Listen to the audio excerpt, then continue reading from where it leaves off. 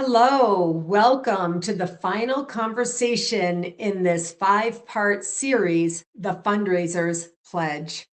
Over 4 episodes, Jim Langley and I have walked through 4 of the 5 ideals that he believes should govern every philanthropic organization.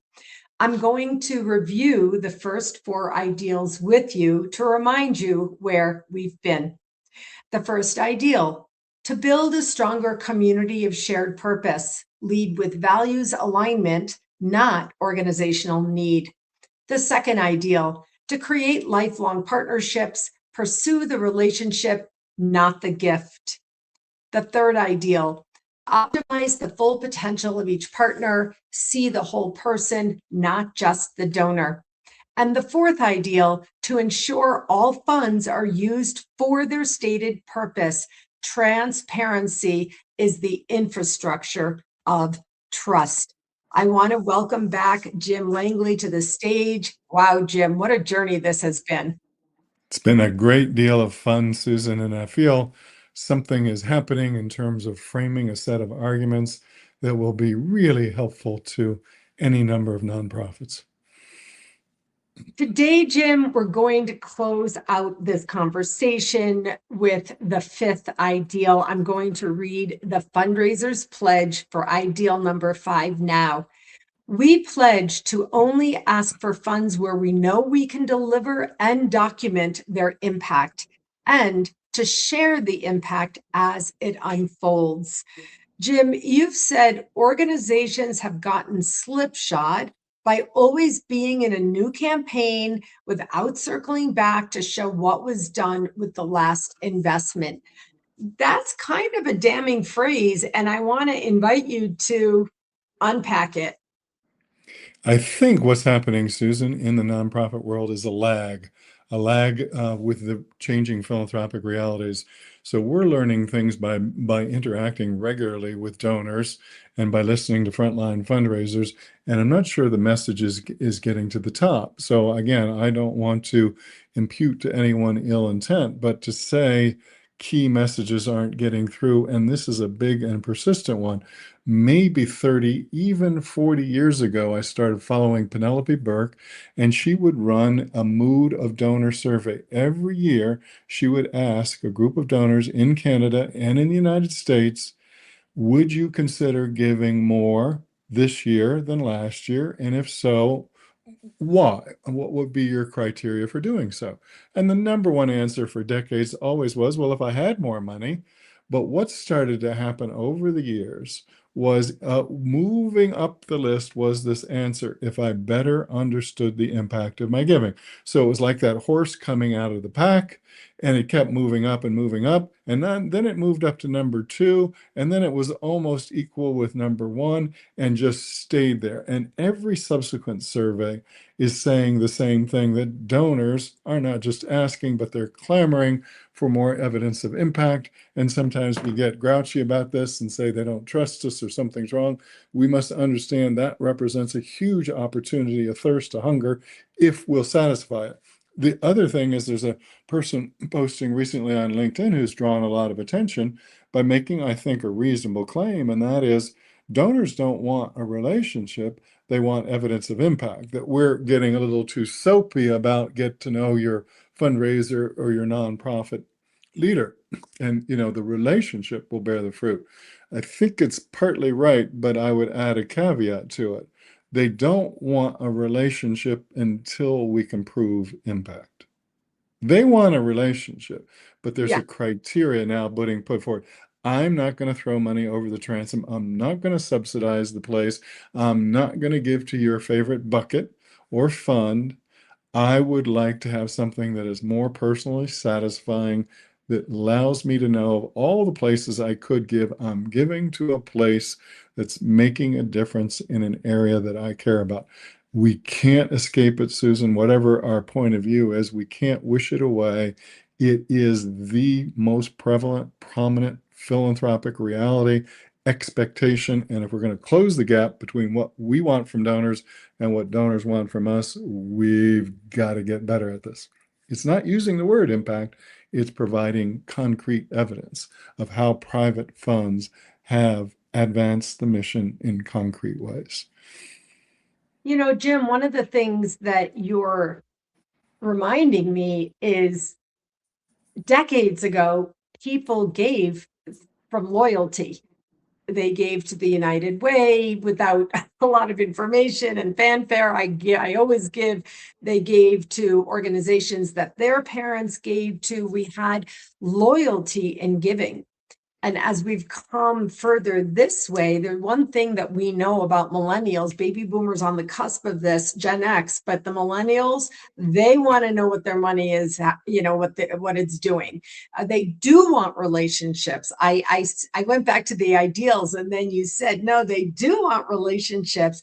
They also want evidence of the impact of their money. This is a very big thing with the demographic of millennials and Gen Z, isn't it?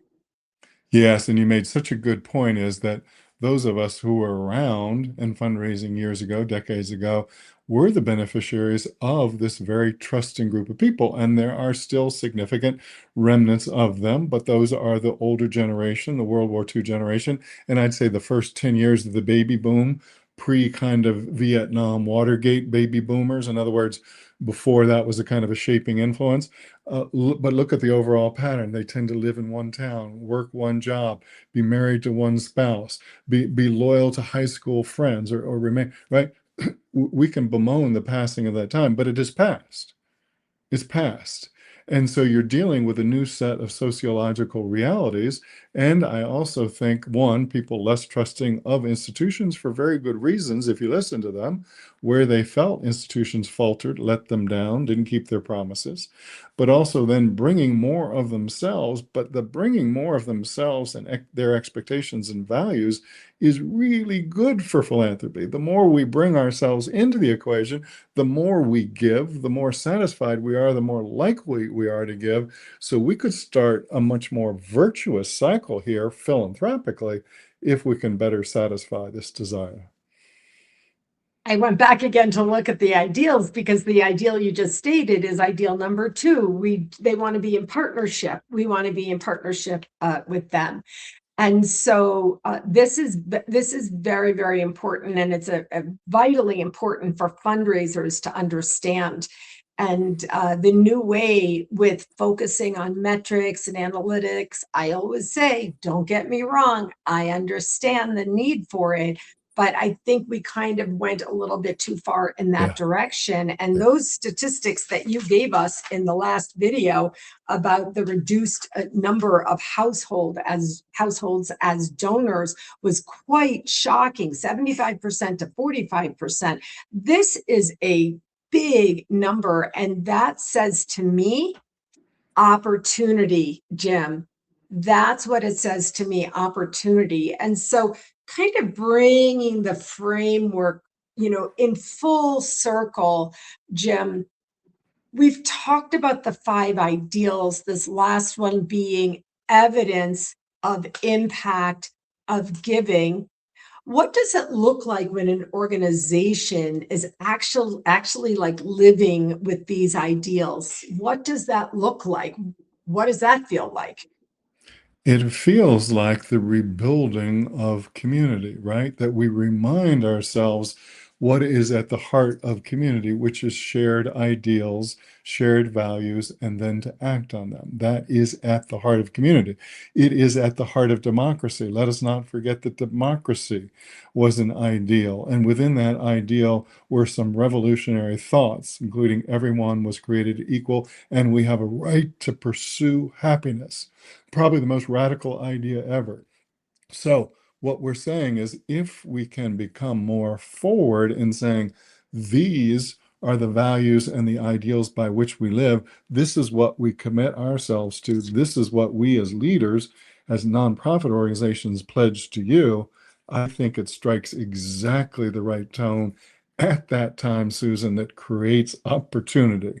There's a growing thirst, a hunger for ethical leadership, for authentic people who will deliver on their promises. If we rise to that moment, I think not only can we better optimize the philanthropic support that is available to us, we can start bringing people back in to the nonprofit arena because they will be then feel a partner in these principles. They will feel reassured that, and they will be able to believe in people who are leading these organizations. You have to state values and ideals to win people over, and then you've got to deliver on them.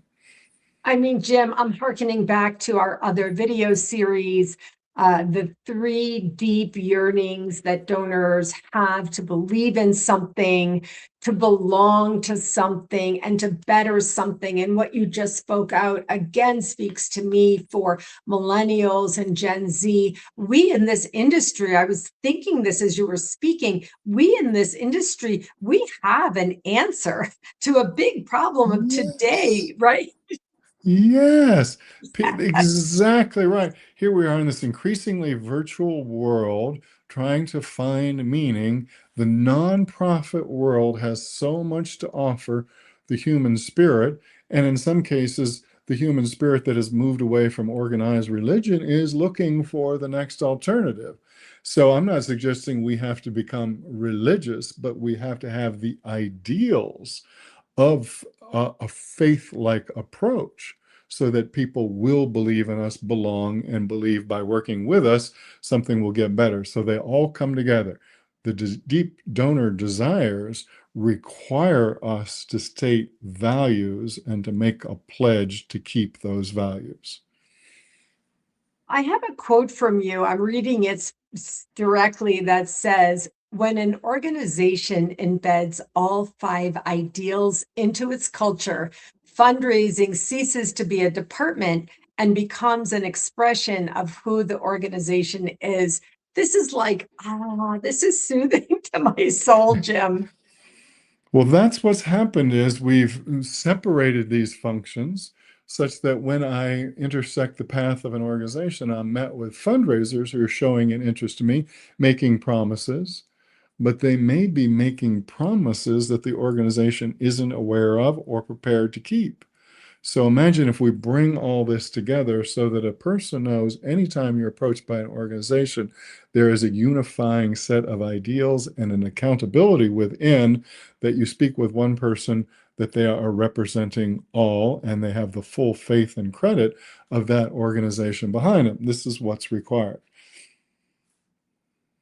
You know, it really is organizations who are listening, hearing, and understanding the experience that you are offering them.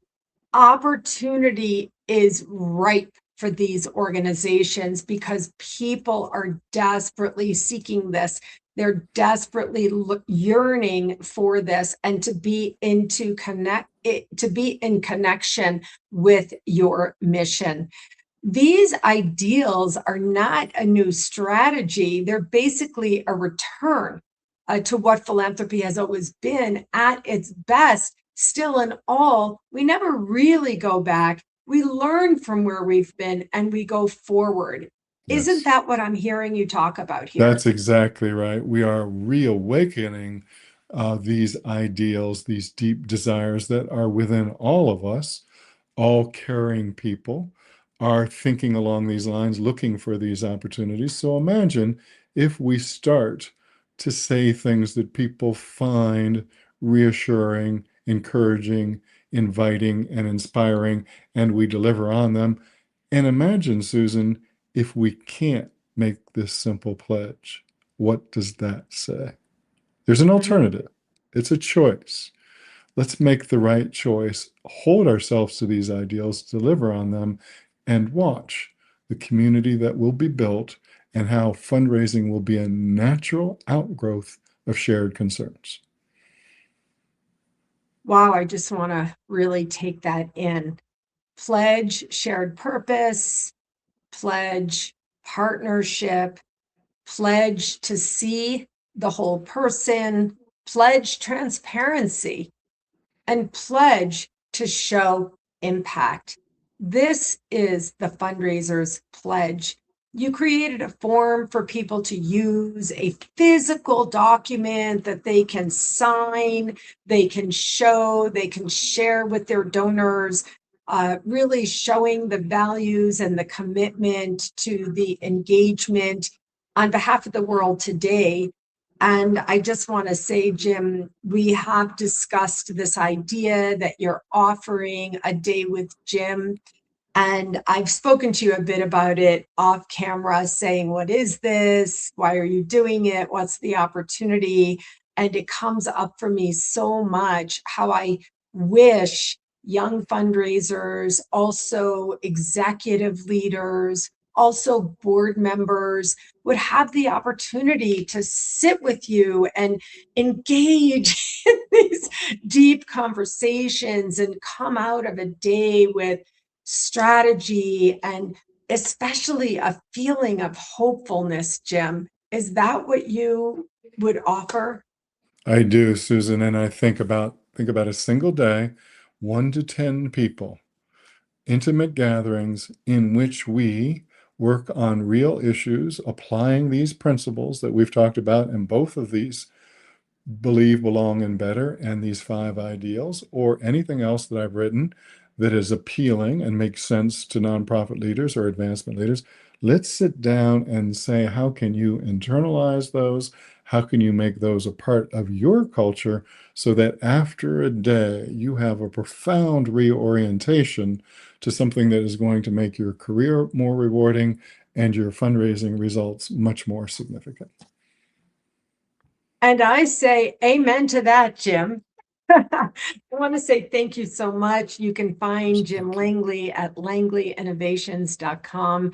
This has really, truly been an honor and a privilege, Jim. And I'm really can't wait to be sharing this out broadly in the philanthropy community.